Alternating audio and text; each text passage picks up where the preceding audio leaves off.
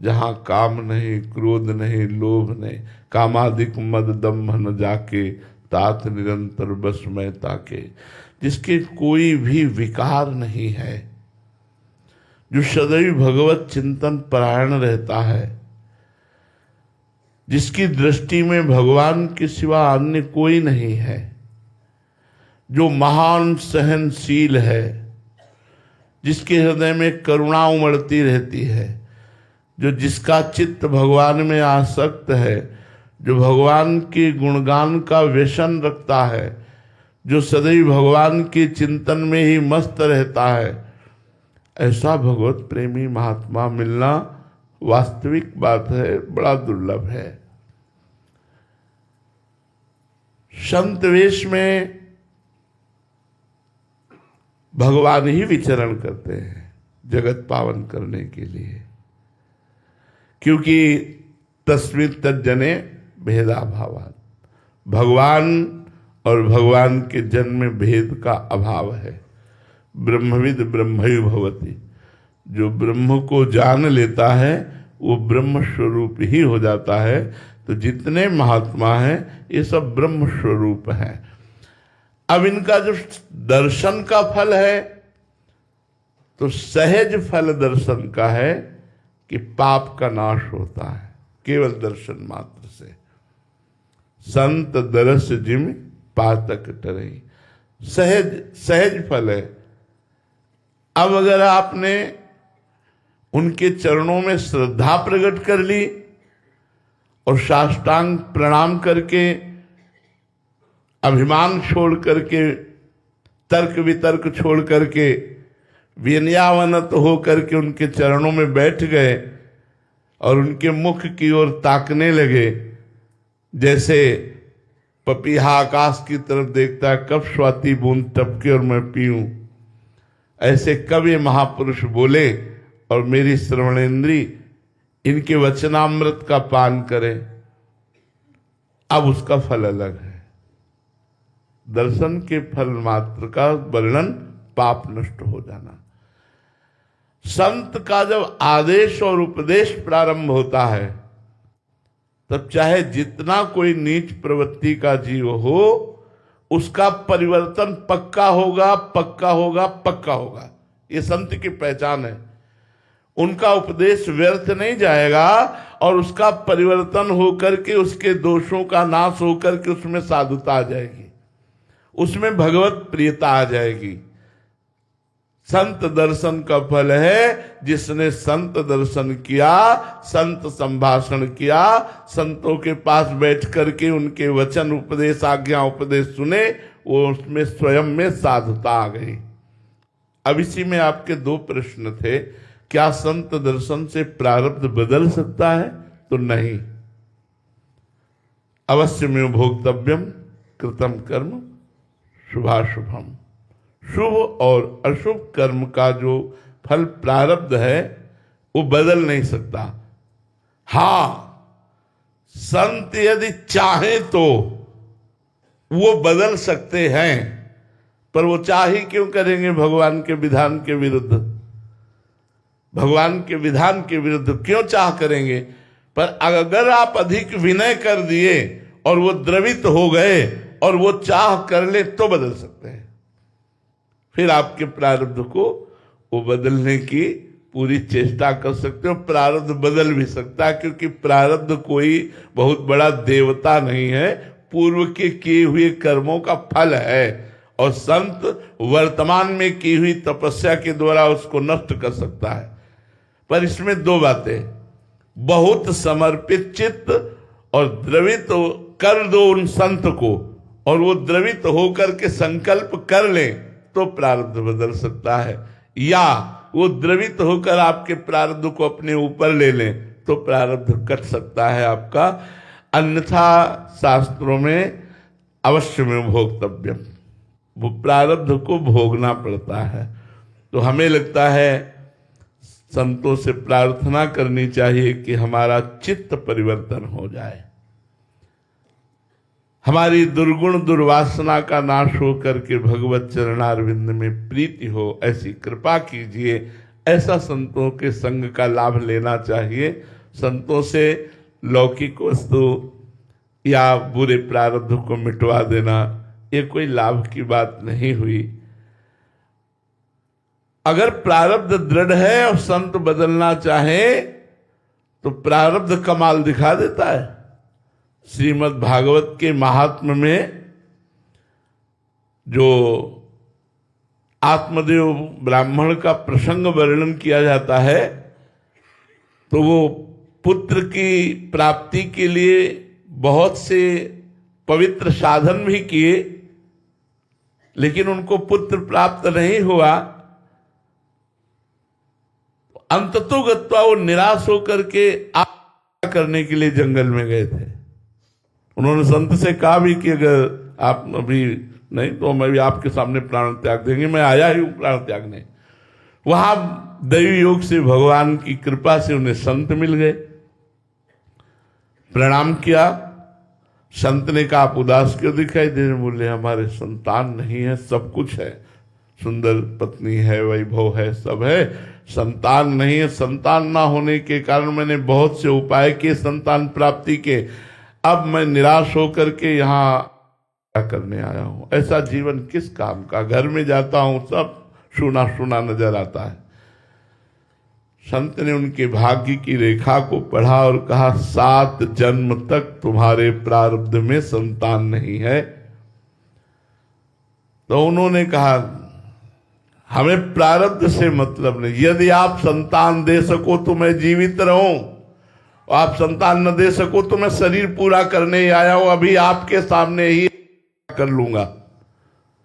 संत ने कहा ये तो बहुत विचित्र बात हो गई। तो लो फिर अपने तपोबल से एक फल प्रदान किया और कहा यदि आपकी पत्नी ये फल पा लेंगी तो बड़ा सुशील सद्गुण संपन्न भगवान का प्रिय भक्त प्रकट होगा। बड़े प्रसन्न हुए। देखो प्रारब्ध का खेल। फल लेकर के आए और अपनी पत्नी धुंधुली से कहा कि ये फल आप पा लीजिए, संत भगवान ने प्रदान किया, इससे पुत्र अवश्य होगा। वो थोड़ा विपरीत चिंतन करने वाली थी। उन्होंने सोचा अभी मैं जितना खाती हूं उतना नहीं खा पाऊंगी क्योंकि पेट बढ़ जाएगा, फिर चलना फिरना मुश्किल होगा, और विविध प्रकार की विपरीत भावनाएं वो करके फल को रख दिया। इतने में उनकी बहन आ गई और बहन भी उनसे कम नहीं थी विपरीत भावना सोचने में। उन्होंने दोनों ने सलाह किया और कहा परीक्षा के लिए ये फल गाय को पवा देते हैं। देखो प्रारब्ध ने कैसा मारा झटका कि सिद्ध महापुरुष के द्वारा दिए हुए फल को गाय को खवा दिया। और बहन ने कहा मैं गर्भवती हूं, आप गर्भवती का नाटक कीजिए, जब हमारे संतान होगी मैं आपको पहुंचा दूंगी, आप अपने पति से हमें धन दिला दीजिएगा, बात बन जाएगी।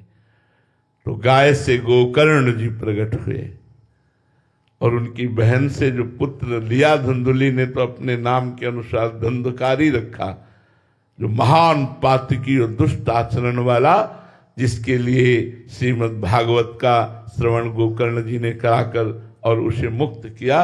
तो इस प्रसंग से पता चलता है कि संत भगवान ने तो प्रारब्ध बदलने की पूरी चेष्टा की, लेकिन क्या बदला? क्या प्रारब्ध ज्यों का त्यों धुंधुली का गर्भ में कोई भी संतान नहीं आई, और वो फल गाय को नहीं तो अगर पा लेती तो पक्का पक्का संतान होती, क्योंकि वो संत के द्वारा दिया हुआ फल वो निष्फल नहीं जाता। तो प्रारब्ध अगर प्रबल हुआ तो ऐसा भी हो सकता है कि वो भ्रमित कर दे और संत की आज्ञा का उल्लंघन हो जाए। तो क्या अगर संत चाहें तो हो सकता है, क्योंकि तप में बड़ी ताकत होती है। तप अगर संत के पास एकत्रित है और वो चाहे तो प्रारब्ध के किसी के भी प्रारब्ध को विध्वंस कर सकता है। पर प्रायः संत जन भगवान के यंत्र होते हैं, जैसा भगवान इशारा करते हैं वैसा ही करते हैं, नहीं तो उनका कोई संकल्प विकल्प नहीं होता, और संकल्प विकल्प रहित महापुरुष होते हैं। पर संतों के दर्शन से भगवान में प्रीति होना ये सही फल है। संत संग अपवर्ग कर, संतों का संग मोक्ष के लिए है, संतों का संग भगवत प्रेम के लिए है। महाराज जी इसमें एक वो था महाराज जी, जैसे आपने हम सबको हजारों जीवों को भगवत मार्ग पे लगा दिया महाराज जी। हमारे प्रारब्ध में तो ना ही वृंदावन था, ही ना ही भजन था, और शायद अनंत कोटि दुख लिखे होते, बट आज जीवन की एक धारा परिवर्तित करके प्रारब्ध तो एक साइड रह गया महाराज जी। जो सुख दुख जो है वो तो है, बट एक उसको सहने का, उसको एक हाँ, ये ऐसा प्रश्न है आपका कि हर उत्तर को काट दिया, हर उत्तर को। वो लौकिक प्रसंग था, ये पारमार्थिक प्रसंग है। आप लोगों ने अपना जीवन समर्पित कर दिया, गुरु को तन मन प्राण समर्पित कर दिए। अब प्रारब्ध की ताकत नहीं कि वो अपने अनुसार आपकी दुर्गति कर सके, वो अपने अनुसार आपकी दुर्गति कर सके। अब इतनी सुने प्रपन्न जे भये, ये सिद्धांत दूसरा लागू हो गया, ये परमार्थिक सिद्धांत लागू। सुने प्रपन्न जेव है, अभद्र सर्व के गए, मिले तिन्हें प्रसन्न हुए, न जाति भेद मानिए, सुभाग लाग पाई हो, प्रशंस कंठ लाई हो, सिरारे नयन देख के अभेद बुद्धि आनिए। जो ये वो आप बना के छोड़ा, जो ये वही आपको बना के छोड़ा। क्यों? सुने प्रपन्न जेव है, जिन्होंने सुना और सुनकर शरणागत हो गए पूर्ण मन वचन कर्म से। अब ये वृंदावन प्रारब्ध से नहीं मिला, कृपा से मिला। ये वेश प्रारब्ध से नहीं मिला, कृपा से मिला। ये नाम ये मंत्र प्रारब्ध से नहीं मिला, कृपा से मिला। लाडली जू भी कृपा से मिल जाएंगे, इसमें कोई संशय नहीं है। इसमें प्रारब्ध का नहीं, यहां प्रारब्ध की धज्जियां उड़ा दी गई, क्योंकि ये सिद्धांत दूसरा। कटे कर्म बंधन संसारी, सुख सागर पूरी तति भारी, विधि निषेध श्रृंखला छुड़ावे, निज आलय बन आन बसावे, आलय बन बसत संग पारस के, आयस कनक समान भयम, मांगो मन मनसि दास अपनी कर, पूरन काम सदा हृदय। कृपा की, समस्त संसारिक कर्म बंधनों को विध्वंस कर दिया और खींच लिया और अपने समीप बुलाया। और समीप बुला करके जैसे पारस के स्पर्श से जंगहा लोहा भी स्वर्ण जैसा चमकने लगता है, स्वर्ण हो जाता है। आलय बन बसत संग पारस के, आयस कनक समान भयम। वृंदावन वास प्राप्त हो गया और रसिकों के संग से। वो तो पारस तो स्वर्ण करता है, रसिक जन तो रसिक बना देते हैं। ये सिद्धांत अलग हो गया। जो शरणागति का सिद्धांत है ये अलग हो गया। और सार्वजनिक सिद्धांत की जो अभी चर्चा की उसमें प्रारब्ध बहुत जोर का होता है, लेकिन शरणागति के बाद प्रारब्ध की धज्जियां उड़ जाती है, क्योंकि अब भगवान उसको देखते हैं। भगवान की शरण में हो गया, अब भगवान। कटे कर्म बंधन संसारी, सुख सागर पूरी तति भारी, विधि निषेध श्रृंखला छुड़ावे। भगवान स्वयं गीता जी में कह रहे हैं, अब चेत सुदुराचारो भजते माम अनन्य भाग, साधुरेव समंतव्या सम्यक व्यवसिता ऐसा। चाहे जितना बड़ा दुराचारी रहा हो, अगर वो सम्यक भाव से, अनन्य भाव से, संपूर्ण भाव से मेरी शरण ले लेता है तो मैं आदेश करता हूं उसे साधु मानो। भगवान कहते हैं उसे मंतव्य मानो। है नहीं, अभी है नहीं, क्योंकि अभी तांगो पांग दुराचार करता रहा है। मैं कहता हूं कि उसे साधु मानो। भगवान आदेश करते, अपिचे सुदुराचारो भजते माम अनन्य भाग, साधुरेव समंतव्य सम्यक व्यवसिता ऐसा। क्योंकि उसने सम्यक बुद्धि से निश्चय कर लिया, अब मेरा कल्याण केवल भगवान की शरण में होगा। वही भगवान रामचरितमानस में कह रहे, करो सद्यति साधु समाना, मैं उसे साधु बनाता हूं। चाहे चराचर विश्व का द्रोही हो, करोड़ों ब्रह्म ऋषियों का वध करने वाला हो, अगर मेरी शरण में आ जाता है तो मैं उसे साधु बना देता हूं। कोटि विप्र वध लागे जाहू, आए शरण तजो निहिता हूं। जो नर होए चराचर द्रोही, आवे सभे शरण तक मोही, तज छल कपट मोह मद माना, करो सद्यते साधु समाना। भगवान कहते हैं जी, यहाँ साधु का क्या वेश से मतलब है या आंतरिक स्थिति से? वैसे बात तो आंतरिक स्थिति की है। अगर वेश में आंतरिक स्थिति है तो क्या कह रहा है, सतरति सतरत सा लोकांतरयति। अगर वेश है और आंतरिक स्थिति नहीं है तो फिर बात ठीक नहीं है। आंतरिक स्थिति की बात कही गई है।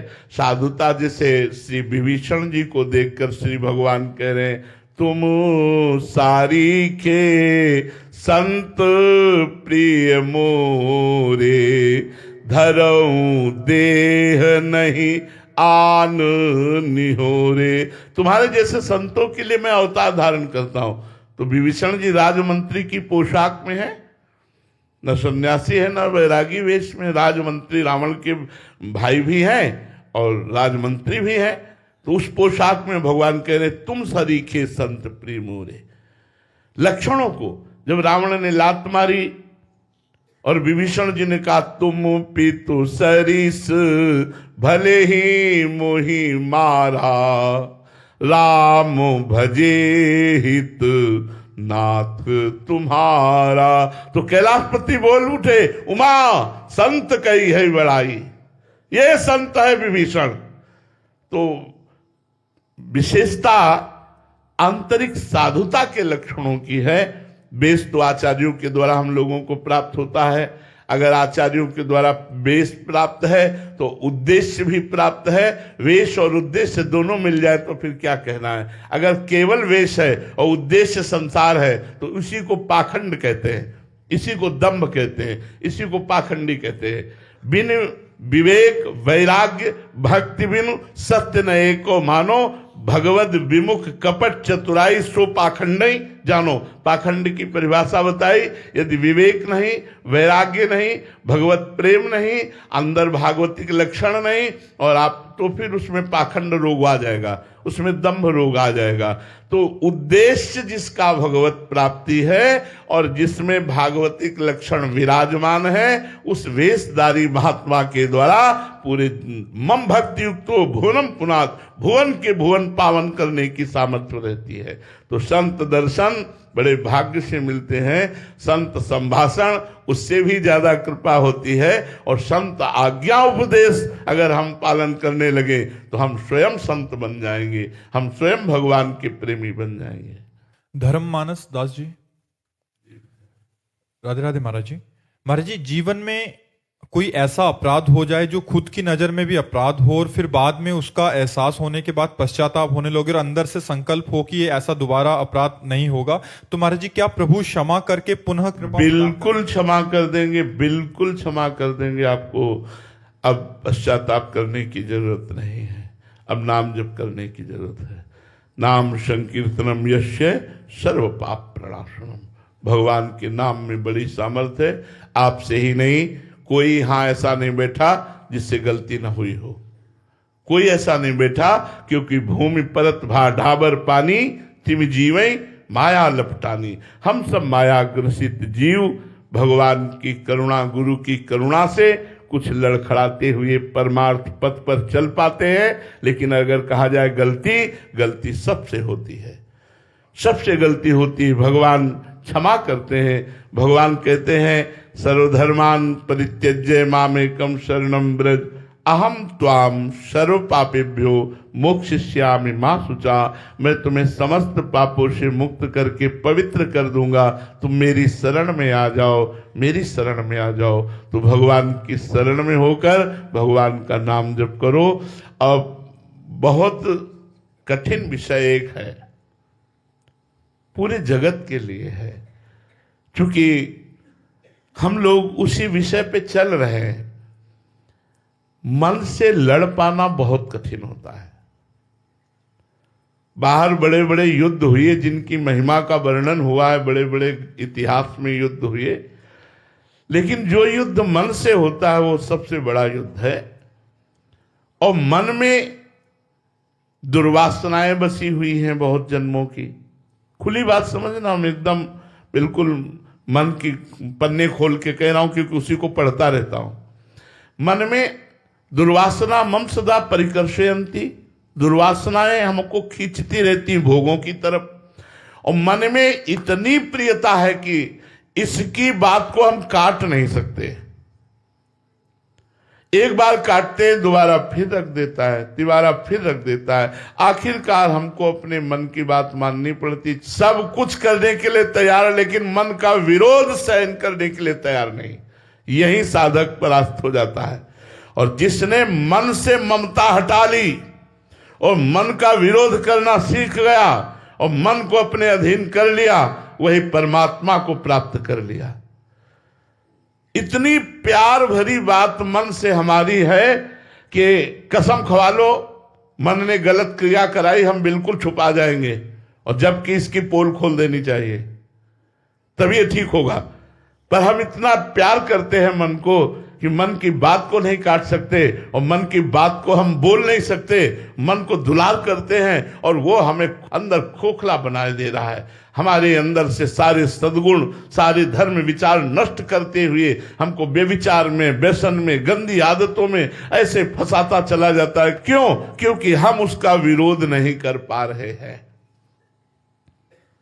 उसके विरोध करने पर वो इतनी व्यथा पैदा करता है, अशांति पैदा करता है कि ऐसे लगता है कि फिर यार इसकी बात मान जाओ, काहे को इसका विरोध करो।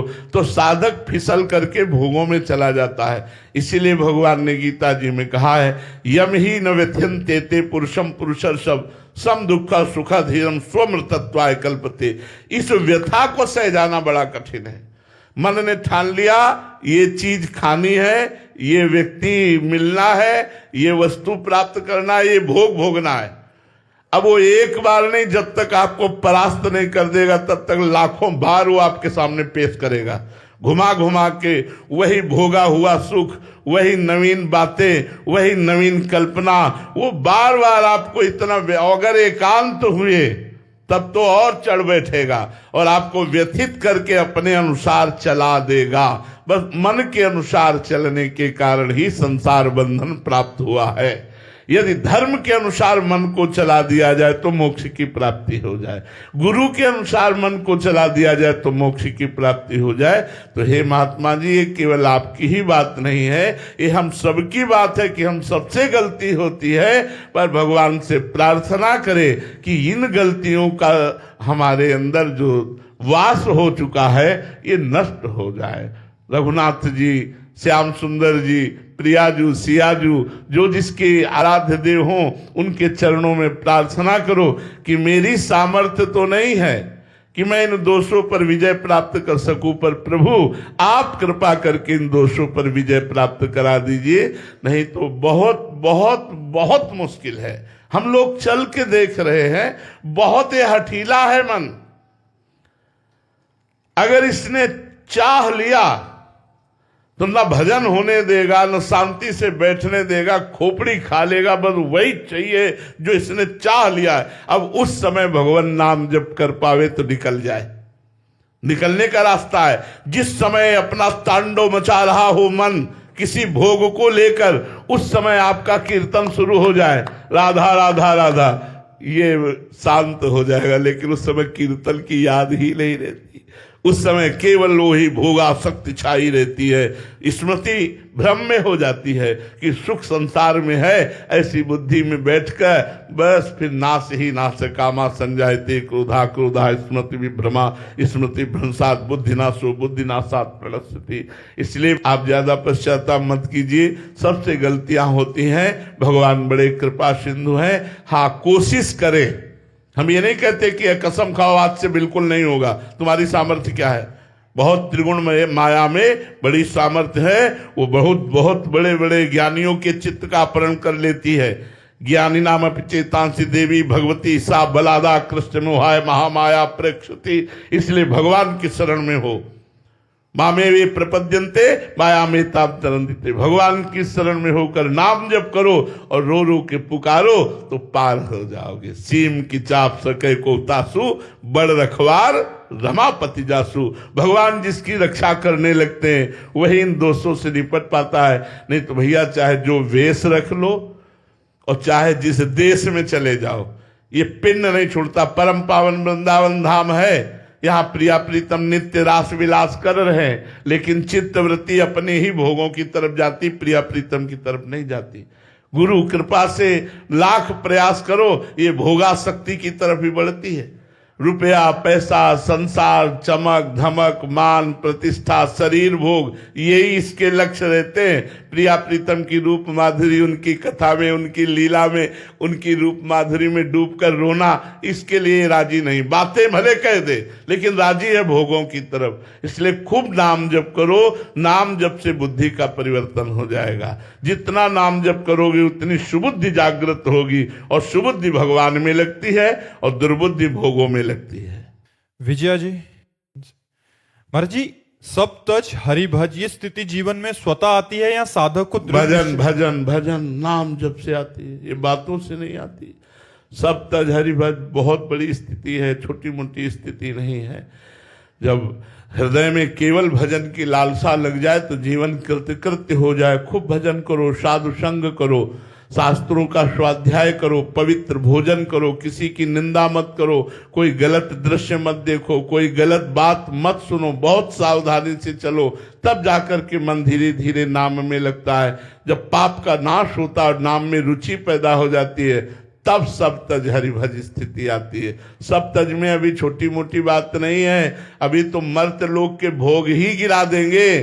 फिर जब आगे बढ़ोगे तो स्वर्ग के भोग आते हैं, फिर आगे बढ़ो तब ब्रह्मलोक तक के भोग उसके सामने पेश किए जाते हैं, जिसे भगवत साक्षात्कार करने की लगन लग जाती है। जब ब्रह्मादिक के भोग सब विषम लागत ताहि, नारायण ब्रज चंद की लगन लगी है जाए। जो यहाँ से लेकर ब्रह्मलोक तक के भोगों का त्यागी, वो आत्मबोध प्राप्त करने वाला महापुरुष, वो भगवत साक्षात्कार करने वाला महापुरुष होता है। अभी तो हम मर्त लोक के भोगों में फिसल जाएंगे। इसीलिए बहुत सावधान होकर यदि नाम जप किया जाए, निरंतर नाम जप करने का अभ्यास किया जाए, पवित्र भोजन किया जाए, किसी की निंदा न की जाए, किसी की निंदा न सुनी जाए, हर समय भगवान में, तो भगवान बुद्धि में आकर बैठ जाते हैं।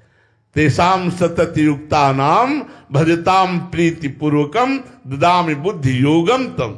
इन भगवान कह रहे हमारी और बुद्धि की एकता हो जाती, योग हो जाता है। मैं बुद्धि का योग करा देता हूं, अर्थात बुद्धि भगवदाकार हो जाती है। ददामि बुद्धि योगम, भगवान बुद्धि योग प्रदान कर देते हैं। इसलिए तेसाम सतत युक्ता नाम भजताम प्रीति पूर्वकम, प्रेम पूर्वक भगवान का निरंतर भजन, भगवान की कथाएं सुनो, भक्तों के चरित्र सुनो, भक्तों का संग करो, समाज की सेवा करो निष्काम भाव से, तो बहुत जल्दी प्रेम लक्षणा भक्ति का प्रादुर्भाव हो जाए, ये सारे विकार शांत हो जाते हैं। साक्षी जी महाराष्ट्र से, राधे राधे महाराज जी। महाराज जी, मेरा स्वभाव थोड़ा जलन वाला है। मैं 2 दिन से वृंदावन धाम हूँ। यहाँ का भक्तिमय वातावरण और सभी भक्तों की सेवा भक्ति देखकर मेरे मन में कभी कभी ईर्ष्या की भावना आ जाती है कि ये लोग प्रभु की इतनी सेवा करते हैं, मैं उनसे बहुत कम करती हूँ। महाराज जी, तो इसमें रोना ना चाहिए कि ईर्ष्या ना चाहिए। जब हम किसी को अधिक भजन करते देखें, सतमार्ग में चले, तो मुझे रोना आना चाहिए कि प्रभु मुझ अधम पर कब कृपा होगी। इन सब पर कृपा हो गई, नाथ मैं तो बहुत नीच हूं, मेरे पर कृपा कब होगी। और उनकी चरण रज लेकर माथे पर लगानी चाहिए, उनको प्रणाम करना चाहिए, उनके प्रति भाव रखना चाहिए। ईर्ष्या रखना तो मुझे अच्छा नहीं लगता। ईर्ष्या रखने का तो कोई मतलब हमें औचित्य नहीं है, क्योंकि ये तो कृपा से, कृपा धाम है वृंदावन।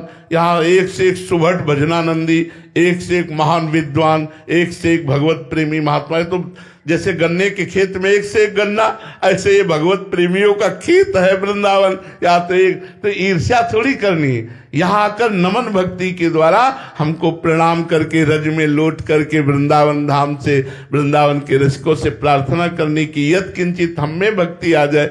ईर्ष्या का तो हमें कोई स्थान दिखाई ही नहीं देता है। ईर्ष्या तो करनी ही नहीं चाहिए, ये तो बिल्कुल ठीक नहीं है। ईर्ष्या तो आपको जलाएगी, और जलाएगी तब आप निंदा करने लगोगी, तब आप दोष दर्शन करने लगोगी, फिर आपका पतन हो जाएगा। राधे राधे महाराज जी। महाराज जी, जैसे आप मन की अभी बात कर रहे थे, आपका भी प्रश्न हुई है कि बचपन से ही महाराज जी बहुत गलत क्रियाएं हुई। महाराज जी कई बार मंदिरों में शपथ ली, पशुपतिनाथ गया, महाकुंभ गया, काशी अयोध्या में शपथें ली जाके, पर फिर भी गिर जाता हूँ महाराज जी। ऐसे में महाराज जी बहुत प्रायश्चित अंदर से भावना होती है, और अगर आप एक बार छोड़ने का आदेश दे दें तो मैं छोड़ दूंगा। भैया हम तो बैठे इसीलिए कहने से, लेकिन हमारी बात भी आप काट दोगे। मन की बात रखोगे आप, हमारी बात काट दोगे, पक्की बात हम पहले कह रहे हैं।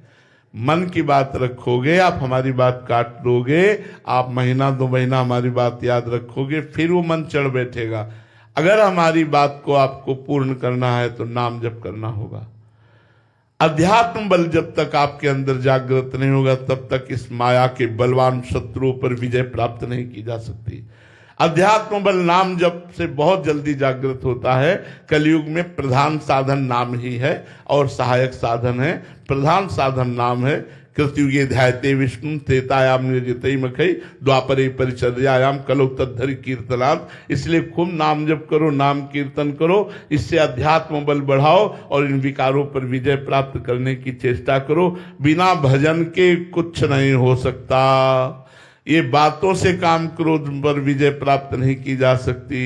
भजन वारि मथे घृत होए बरु सिकता ते बरु तेल बिनु हरि भजन न भवतरी या सिद्धांत पेल। इसीलिए सनक सनंदन आदि भी हरिशरणम हरिशरणम हरिशरणम रटते रहते हैं। सब लोग नाम जप करो। अगर धन चाहोगे तो धन मिल जाएगा, कामनाओं की पूर्ति चाहोगे तो कामनाओं की पूर्ति हो जाएगी, और भगवान को चाहोगे तो भगवान मिल जाएंगे। खूब नाम जप करो, नाम में प्रीति करो। पर जी इस युद्ध में पूर्णता विजय प्राप्त कब होती है? जब भगवान गले लगा लेते हैं। हार गए यार, हार गए, समझा समझा के हार गए। बचपन से अभी तक हार गए, इसको समझा समझा के। जहां 1 सेकंड के लिए छूट पाई फौरन संसार में भाग। इसलिए हौ हारे कर जतन विविध विधि अतिशय प्रबल अजय तुलसीदास बस होई तबई जब प्रभु प्रेरक बरजय। भगवान बचावे, नहीं तो साधन करते करते जुग बीत जाए तो भी इस पर विजय प्राप्त नहीं की जा सकती। अपने लोग तो 100 वर्ष की आयु रखने वाले हैं। गोस्वामी तुलसीदास जी कहते हैं, मेरे बनाए ना बनेगी कोटि कल्प लो, आपके बनाए बनेगी पल पाव में। पर जी भागवतिक दैन्यता है या उनके हृदय में ऐसा अनुभव हो रहा है? भैया हमको जैसा अनुभव हो रहा है, हम अपनी बात बता रहे हैं। हम आपसे कह रहे हैं कि हम तो ऐसे हैं। तो गोस्वामी तुलसीदास जी महाराज जी भी ऐसे ही कह रहे हैं। तो अब हम तो ऐसे हैं, अब अपनी बात कह रहे हैं। गोस्वामी जी तो महापुरुष है, वो तो दैन्यता की बात कह रहे हैं। अब जैसे सूरदास जी कह रहे मौसम कौन कुटिल खल कामी, और सामने बैठकर ठाकुर जी सुनते हैं उनके पद, तो वो तो महापुरुष जन है। हम अपनी बात कहते हैं, ऐसे हैं हम।